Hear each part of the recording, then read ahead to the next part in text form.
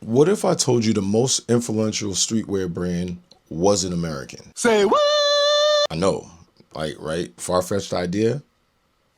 Or is it? Now, what if I told you a DJ from Tokyo that had a pretty cool low-key shop came up with this super dope brand that expanded streetwear globally? Would you believe it? The world, Craig. Not just the city, the world. This is BAPE. Let's talk about it.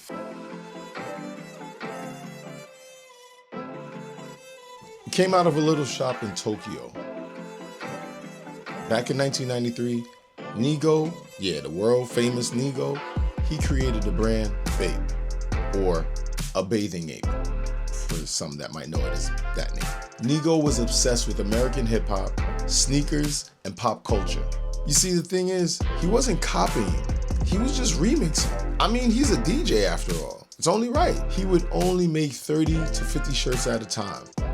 And his marketing strategy was, I'm gonna sell 25 of these, and then I'm gonna give about 25 out to the who's who's of fashion, people in the streets, the people in the club, you know, the it people.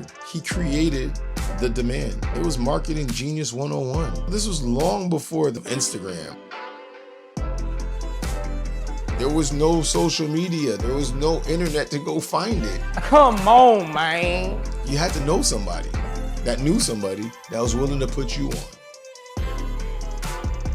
You see, NIGO didn't just want to create another t-shirt brand. He wanted BAPE to not blend in, but to stand out.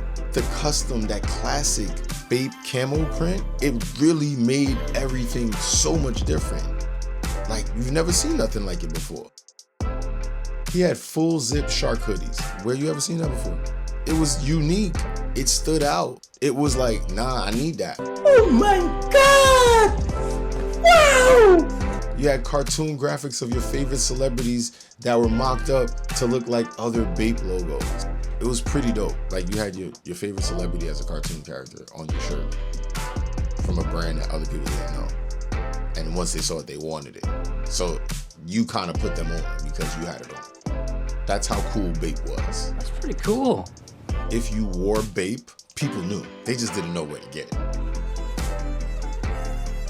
Now you must be thinking, how did BAPE get to the US? And how did it really spread through hip hop like that? Well, NIGO had a chance to meet his hip hop hero, if you will. Quick story.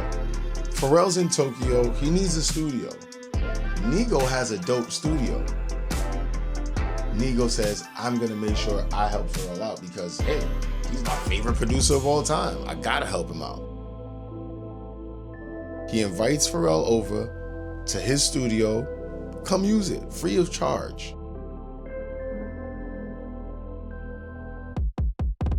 Pharrell fell in love with what he saw.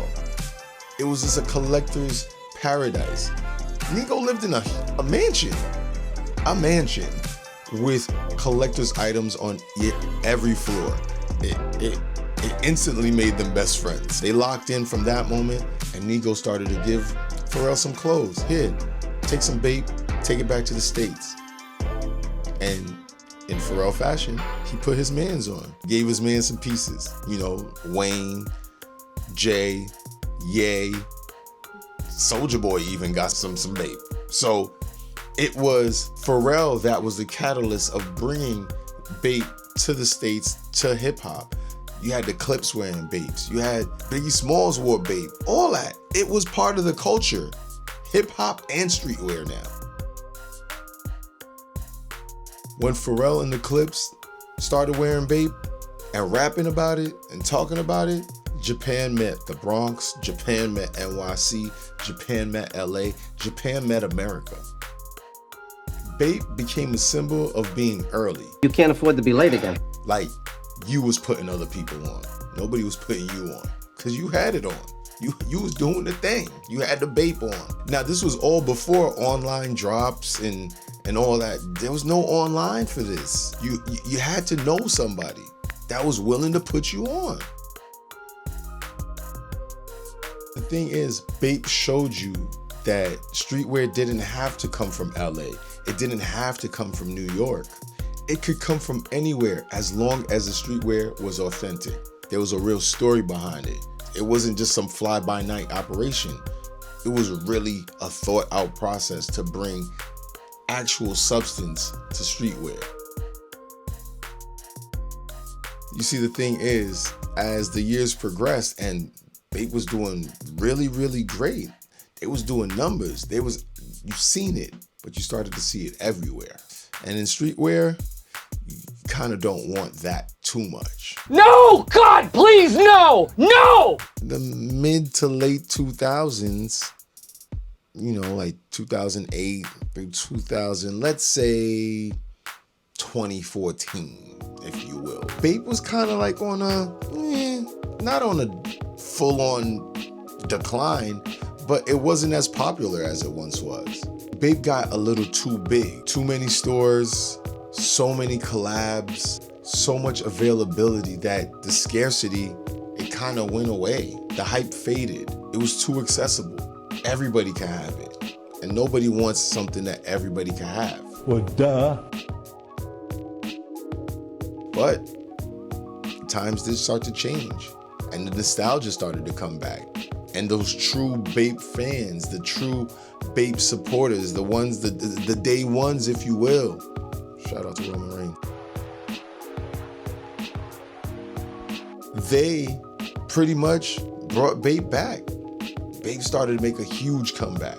Cleaner designs, more modern fits. It started to become like its own contemporary style in streetwear. They did smarter collabs. They weren't just collabing with everybody. It had to make sense. Not just for the price, not just for the numbers, but for the culture. BAPE didn't want to go away again. They learned their lesson. They didn't want to saturate the market too much anymore. More controlled releases. They weren't just releasing every week anymore. It was really calculated and well thought out. When I was younger, I loved the look. I just couldn't afford it. And that's just me being honest. As I got older, I still love the look. However, I really love the fact that they elevated their design. They elevated their delivery. It was more modern. And it just it still had that nostalgic feel, but with this twist on it, man, this modern twist on it that really made it like, yo, BAPE is back. They made global cool possible. Like, you didn't have to just shop American streetwear anymore. BAPE was there.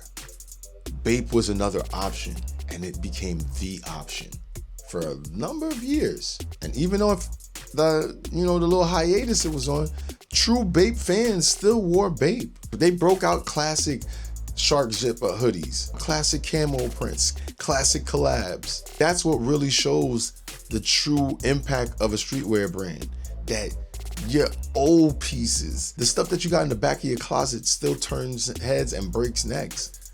That's what BAPE really did and does. So now you know. This is a little bit of the knowledge of how BAPE became BAPE.